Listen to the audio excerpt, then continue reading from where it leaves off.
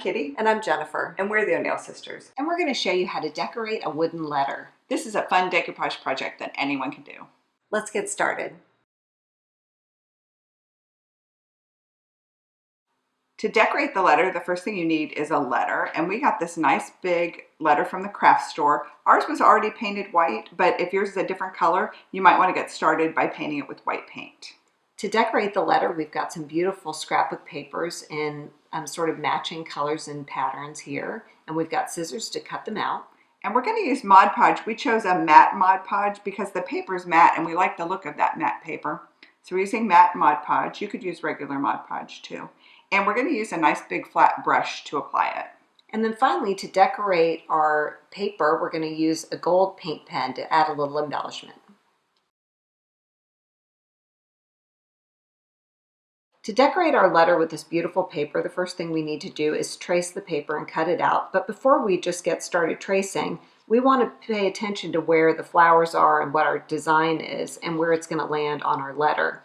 And when we look at the paper, it seems like you'd want to put the letter right there squared up in the center just because that's easy to trace and cut out. But it looks like we'd end up with a whole flower and the rest partially cut off.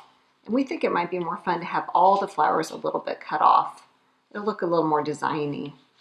So what do you think about shifting it a little bit like that? I think it's a good idea because otherwise the whole top is this one big red pink flower and it might dominate too much. So shifting it over like that seems great. Yeah, and then we'll end up with a little bit of all the colors too. I think that looks nice.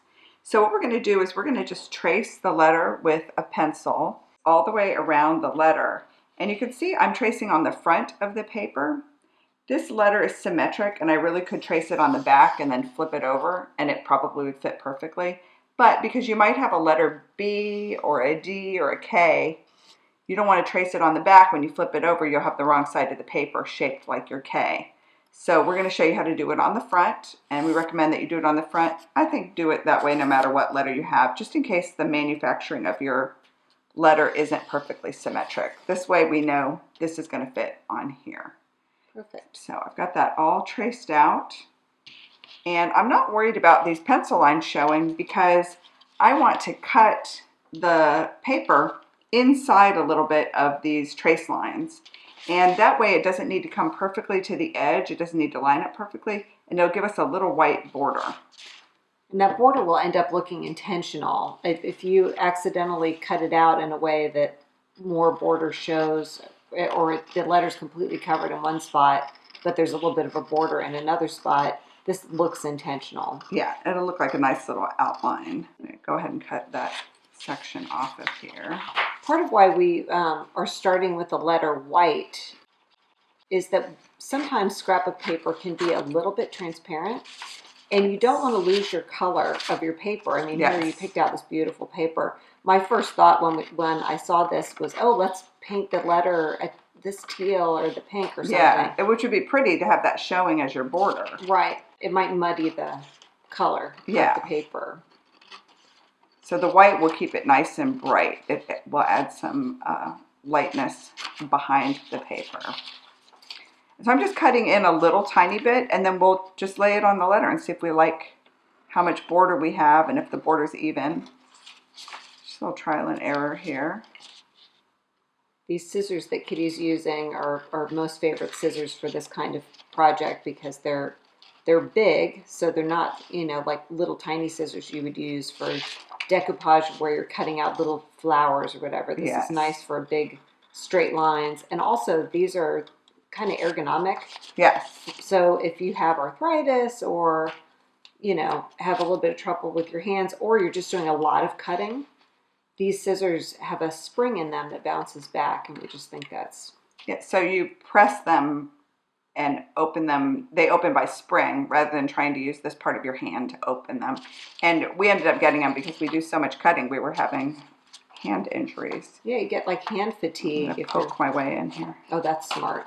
That's a good little trick. Yeah. The designers that do these scrapbook papers are such artists, truly. And the colors they pick out are always on trend and patterns. And this one came from a block of paper where all the papers were made to be coordinated together. So that's how we chose our side paper, the polka dots we're going to use on the side. We chose from the same block, and it's the same color. It's probably the same ink that they used here. Oh, I bet. They used for that. I have one piece left here to cut out. And then we'll test it and see if we like how much border I did. Looks good. So here's our A. Oh, it's pretty already. It's pretty already. And I like how much border we have, I think. I do too. Do we need any extra border anywhere else? I don't think so. I think that looks pretty. This part right here is just overlapping a little bit. Okay, so maybe a tiny smudge. I'm going to just kind of bend it with my finger. I'm kind of creasing it. And that's going to help me see where I want to cut that a little bit. And maybe smaller scissors would help with this part, but I think I can get in here with this. Yeah, you can do it. We'll see if that's enough. I'd rather cut it a few times and take a little away each time because I can't add the paper back. I think that little amount was just right. So now the letter it's almost decorated, but we need to fix it on there with our Mod Podge. So to do that, I'm just going to just pour a little bit of Mod Podge into a dish here because I think it's easier to work with. Don't need a ton. Mm-hmm. And then we're using a nice flat paintbrush. We just like the decoupaging with the flat paintbrush. And then the trick with adhering a piece of paper that's this big to something as big as a letter is you don't want to paint the whole surface first with the Mod Podge. Normally when we decoupage, we would paint this whole thing with the Mod Podge and then quickly transfer whatever the paper is on top. But we have to line this up. And if we accidentally started, you know, over here a little bit, by the time we got down here, it wouldn't match up. It's all misaligned. Exactly. So instead, what we're going to do is line it up how we want it. And then we're going to start in one corner, holding this down. I'm just going to tip this back. Get some little scrap paper under there. Oh, good catch. I'm going to pull this back, get a little bit of Mod Podge on the brush here. Whoops. And paint the Mod Podge directly onto the letter. Like that. And then press this down. And what that's going to do is allow me to have one corner of the letter affixed already. And then I can peel this part back and continue Mod Podging, knowing that that's already held on there nice and tight. And it is kind of nice just to do a little at a time. If you tried to paint the whole thing with the Mod Podge, some of the Mod Podge might dry before you got the paper onto it. So you can just work in sections like this. Put down a little Mod Podge, press down your paper. It also helps you not get wrinkles. Nobody likes wrinkles in their decoupage. That's right. Yeah, you can just press it down with your fingers a little bit at a time, pressing out any excess.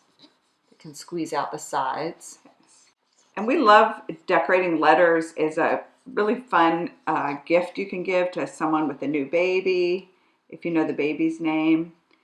And you can use scrapbook papers that have like baby imagery, like teddy bears or little duckies or whatever. Or you could do a more grown-up one, maybe for a couple that's getting married. Oh, that's a fun idea. Do a letter for them. And you could even use a glitzy paper, like a nice foil, almost a wedding look.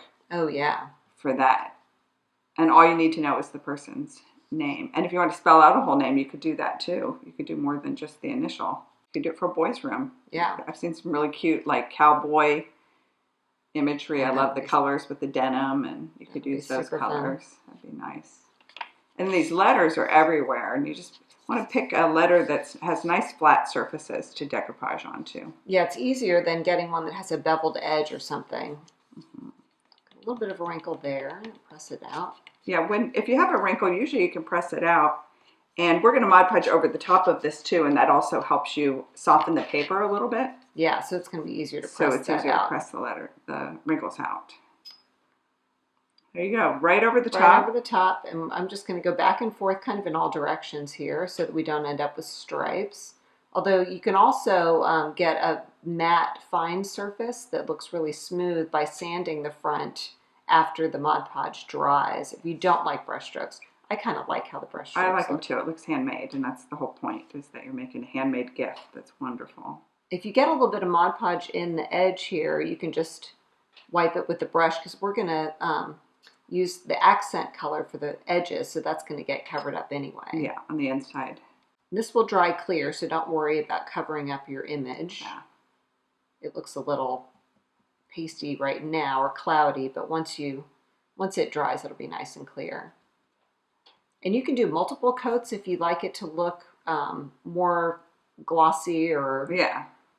I've got a little bit of wrinkle there. I'm going to press out while... Yeah. Yeah, you see how the excess decoupage medium came out the side there. Yeah.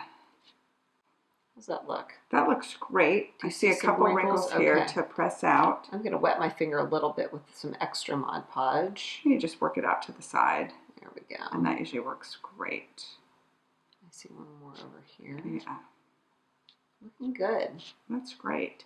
So we're going to let this coat of Mod Podge dry, and then we're going to cut strips out of our coordinating paper, and we're going to use those strips to do the same technique on the sides of our letter.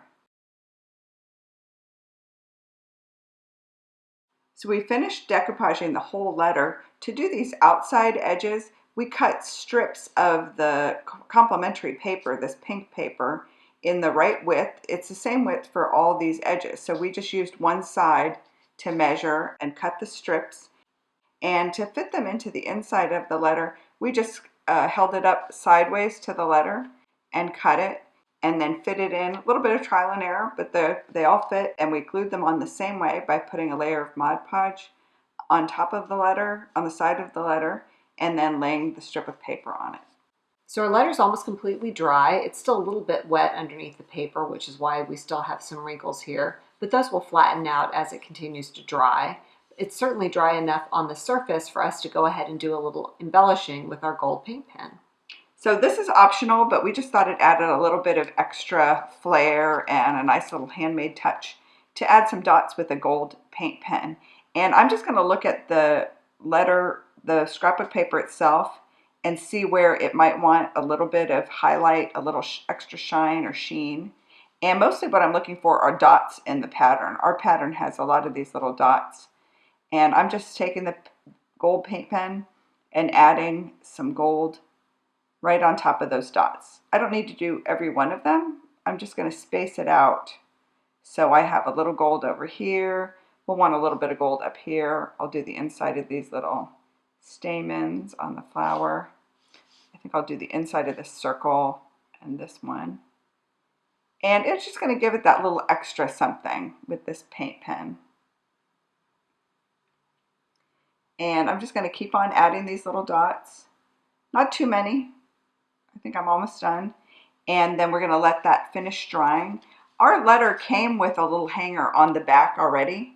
But if yours doesn't have a hanger, you'll want to put a hanger on the back so that you can hang it up on the wall. Didn't that turn out nice? It looks great. We're so excited. Love our letter.